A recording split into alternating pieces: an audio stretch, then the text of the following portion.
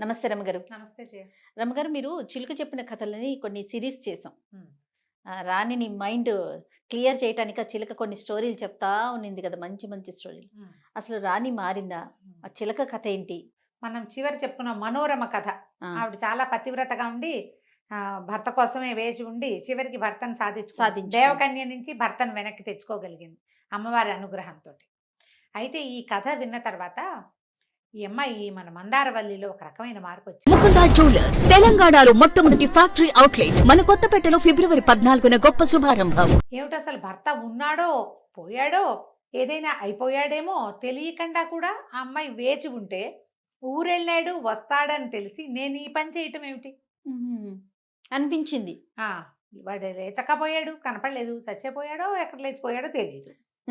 అయినా కూడా అవును. భగవంతుడి మీద భారం వేసి, అమ్మవారి మీద అంత నమ్మకం ఉంచి, అంత భక్తిగా, అంత పతివ్రతాత్వాన్ని ఆ అమ్మాయి ఒక అమ్మాయి వెలయిస్తే, అది కూడా పెళ్ళైన నెల రోజులు అయిన పిల్ల. యవ్వనవతి. చిన్నపిల్ల. అయినా కూడా పతివ్రతా ధర్మాన్ని ఆ అమ్మాయి ఆచరిస్తే, నేను పెద్దదాన్ని, వివాహమై చాలా కాలమైంది. నా భర్త పాలనలో చాలా సంవత్సరాలున్నాను. అతను ఊరెళ్ళాడు, వస్తాడని తెలిసి కూడా నేను ఇలాంటి ఒక ప్రయత్నం చేయొచ్చా? తప్పు గదా! ఓ చిన్న పిల్లకున్న బుద్ధి జ్ఞానం నాకు లేకపోవటం ఏమిటని ఆ చిలకని కావలిచ్చుకుని, నీ వల్ల నాకు బుద్ధొచ్చింది.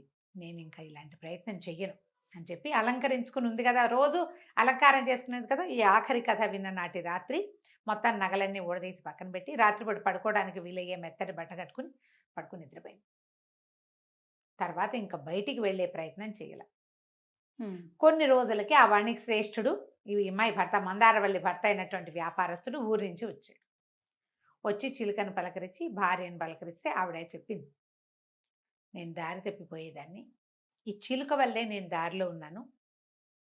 నాకెన్నో మంచి విషయాలు చెప్పి నన్ను రాజుగారి దగ్గరికి వెళ్ళనివ్వకుండా ఆపింది. కన్ఫ్యూజ్ చేసిందనమాట. మనం ఏం చేస్తాం మామూలుగా, ఇలాంటిది ఏదైనా పొరపాటు జరిగితే మాట్లాడకుండా ఊరుకుంటాం. అతనికి తెలియదు కదా చెప్పకపోయినా. అవును. కానీ ఈ అమ్మాయి అట్లా చేయలే. చెప్పేసింది. నేను ఇలా చేయవలసింది, ఇలా చేయాలనుకున్నా, అలా చేసేసేదాన్ని.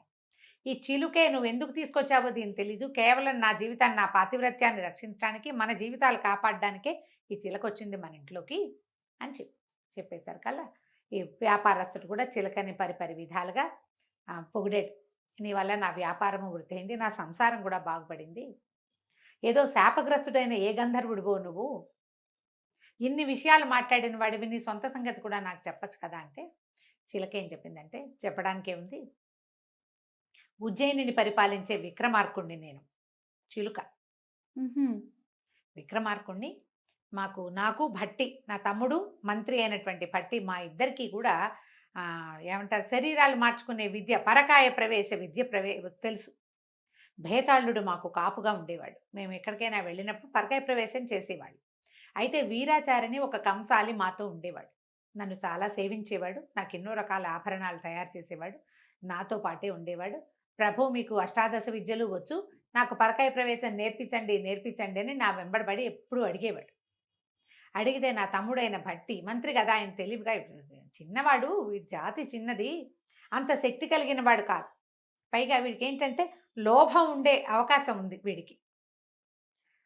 చిన్న బతుకు హ్మ్. వాడిది. ఇలాంటివి చెప్పకూడదు. అవి దేశక్షేమానికి, ప్రజాక్షేమానికి, ప్రపంచాని కోసం ఉపయోగపడదు అలాంటి విద్య. వాడు సొంతానికి వాడుకుంటాడు, స్వార్థానికి వాడకూడదు. పరకాయ ప్రవేశము అవన్నీ కూడా ఏంటిది, విద్యలు మహావిద్యల్లో ఒకటి. అది ఏదైనా దేశ సంక్షేమం కోసం చేయాల్సిందే తప్పిస్తే పరోపకారం కోసం చేయాలి. స్వార్థానికి వాడకూడదు. వీడికి అంత శక్తి లేనివాడు, వీడికి చెప్పొద్దన్నాడు.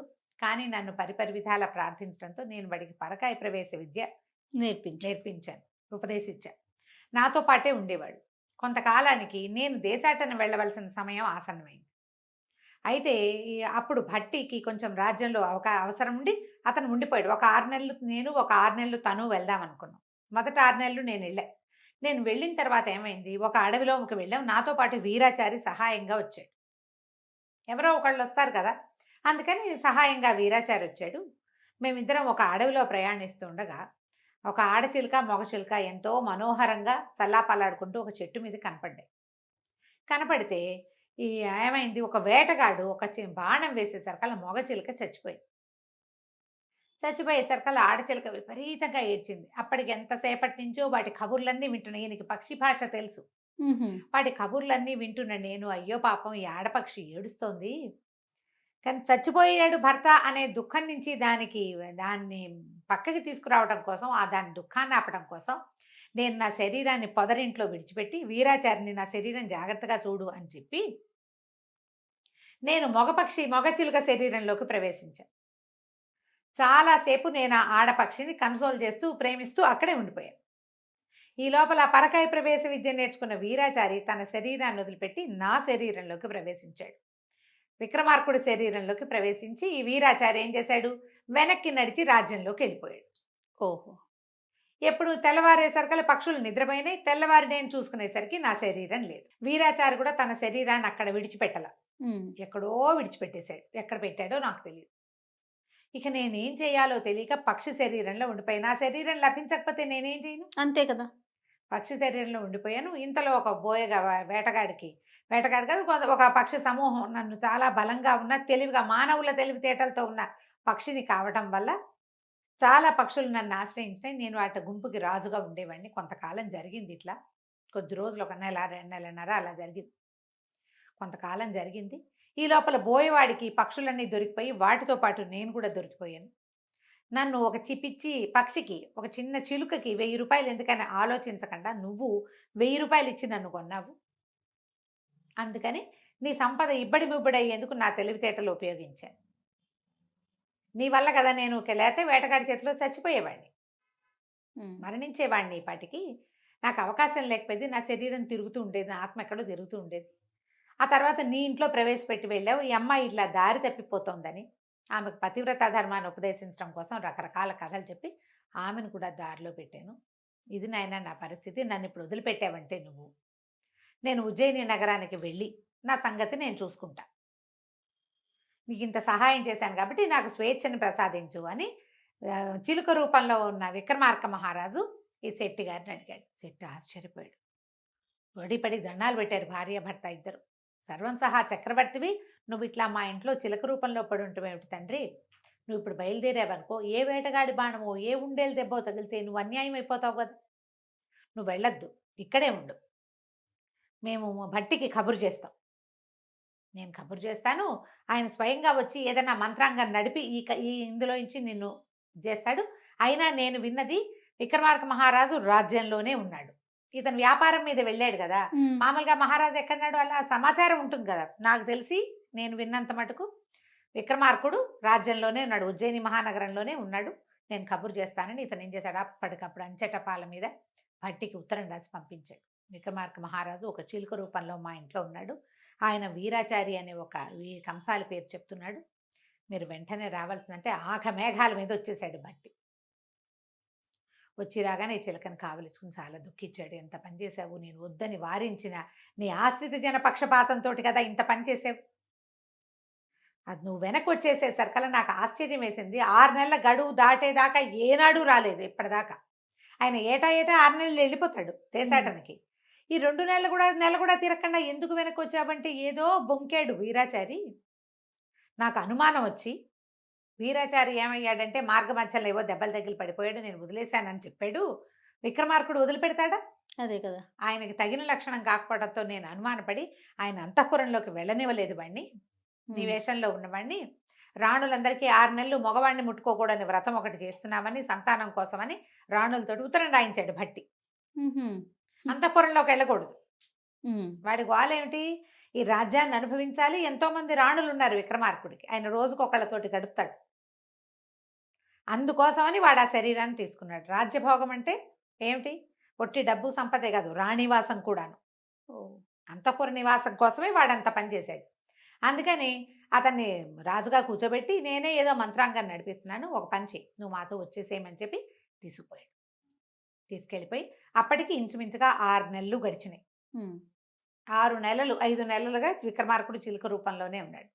ఈ భట్టి ఏం చేశాడు, చిలుకని తీసుకెళ్ళి తనతో పాటే ఓ పంజరంలో పెట్టి తన పక్కనే అట్టు పెట్టుకున్నాడు. అక్కడి నుంచి అక్కడ రాజు వేషంలో ఉన్నాడు కదా వీరాచారి, ఆ వీరాచారికి కబురు చేశాడు. రాణుల 6 నెలల వ్రతము పూర్తయింది, మీరు అంతఃపుర ప్రవేశం చెయ్యొచ్చు.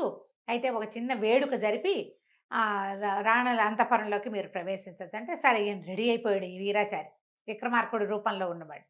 తప్పకుండా నేను సిద్ధంగా ఉన్నాను, మీరు ఏదంటే అదేనన్నాడు. ఏదంటే అదంటే సాయంకాలం అన్ని పూజలు గీజలు వ్యవహారాలు చేశారు, చాలా బోళ్ళంతా పూజ చేశారు, లక్ష్మీ పూజ అవి ఇవి విష్ణు పూజ చేశారు. రాజుగారిది ఒక గొర్రెపోతు, రాణులది ఒక గొర్రెపోతు, ఈ 2 గొర్రెపోతులు ఫైట్ చేసుకోవాలి. గొర్రెపోతుల పందెం మన వేడుక అని చెప్పారు. రాణుల తరఫున మంచి బలిష్టమైన దిట్టమైన గొర్రెపోతును ఒకదాన్ని తెచ్చారు. రాజుగారి తరఫున సామాన్యమైంది పోట్లాట అలవాటు లేని ఒక గొర్రెపోతును పెట్టారు. అక్కడి నుంచి ఏమైంది, ఇవాళ గనక రాజుగారు గెలిస్తే 5 రాణులు ఆయనతో స్పెండ్ చేస్తారు అని పెట్టుకున్నారు పందెం. అక్కడి నుంచి 2 గొర్రెపోతుల్ని ఊసుగొల్పారు. రాణుల ఇది గొర్రెపోతు పోటీలకు అలవాటు పడ్డది, మంచి దిట్టగా ఉంది. అది ఒక దెబ్బ కొడితే అవతల మనిషి అయినా సరే చచ్చిపోవాల్సిందే. అక్కడి నుంచి రాజుగారి గొర్రెపోతుని వేరే లెవెల్లో కుమ్మేసింది. అది రాజుగారి గొర్రెపోతు చచ్చిపోయింది. చచ్చిపోగానే వీరాచారికి వాడికి ఒక రాణి చాలదు, 5 రాణులు ఒక్కసారే కావాలంది, ఆశపాతకుడు వాడు. వాడేం చేశాడు, చటుక్కన తన శరీరం వదిలి గొర్రెపోతు శరీరంలోకి ప్రవేశించాడు. వాళ్ళు పరకాయ ప్రవేశ విద్య అదే కదా, కళ్ళు మూసుకుంటే ఈ మంత్రం చదివితే ఈ జీవాత్మ వెళ్ళిపోయి ఇంకొక శరీరంలో ప్రవేశిస్తుంది. ఈ గొర్రెపోతు శరీరంలో ప్రవేశించి గొర్రెపోతుని నిలబెట్టాడు. నుంచుని యుద్ధానికి మళ్ళీ బయలుదేరంగానే ఈయన ఏం చేశాడు, విక్రమార్కుడికి చిటికేశాడు రెడీ అని. బట్టి చిటికేయగానే విక్రమార్కుడు మంత్రం చదువుకుని చీలిక శరీరాన్ని పంజరంలో వదిలిపెట్టి తన శరీరంలోకి ప్రవేశించాడు. ఇప్పుడు వీరాచారికి శరీరం ఏది లేదు. అక్కడి నుంచి భట్టి ఇంతకుముందు ఏం చేశాడంటే, విక్రమార్కుడు ఏ దారి వెంబడి వెళ్ళాడో అంతా కనుక్కున్నాడు. వీరాచారి శరీరం ఎక్కడ దాచిపెట్టబడిందో అక్కడ వీరాచారి శరీరాన్ని ఛిద్రం చేయించేశాడు. వాడికి శరీరం లేదు. ఇక్కడ తను చంపేస్తుంటే పారిపోయి తన ఒరిజినల్ శరీరం ఒకచోట దాచిపెట్టుకొచ్చాడు, ఔషధాలు పూసి. అది లేకుండా చేశాడు. శరీరం లేదు, వీడు ఎక్కడికి వెళ్తాడు, ఇంకో డెడ్ బాడీ కనబడాలి, వాళ్ళకి వెతకాలి దానికోసం. ఆ శరీరాన్ని కవర్ చేసేశారు. ఇక్కడేమో గొర్రె శరీరంతో మిగిలాడు. శరీరం లేక అందులో గింజుకుంటున్నాడు వాడు. అక్కడి నుంచి పట్టేశారు. రాజుగారు చక్కగా నార్మల్ అయిపోయాడు. రాణులందరం చూసి చిరునవ్వు నవ్వాడు. పోటీ పూర్తయిపోయింది. ఎవరికీ తెలీదు ఏం జరిగిందో, ఎవరికీ తెలియదు. అక్కడి నుంచి పట్టన్నాడు, దీన్ని వేసేయండి అని చెప్పి ఆ బలహీనంగా ఉన్న గొర్రెపోతు శరీరంలో ఉన్న వీరస్వామిని చంపేశారు. విక్రమార్క మహారాజు తన స్వశరీరంతో తన రాజ్యంలో కులాసాగా మళ్ళీ రాజ్యం చేసుకుంటూ ఉన్నాడు. కథ కంచికి మనం ఇంటికి. భలే ఉంది రమ్మగారు, చాలా ట్విస్ట్ ఉంది.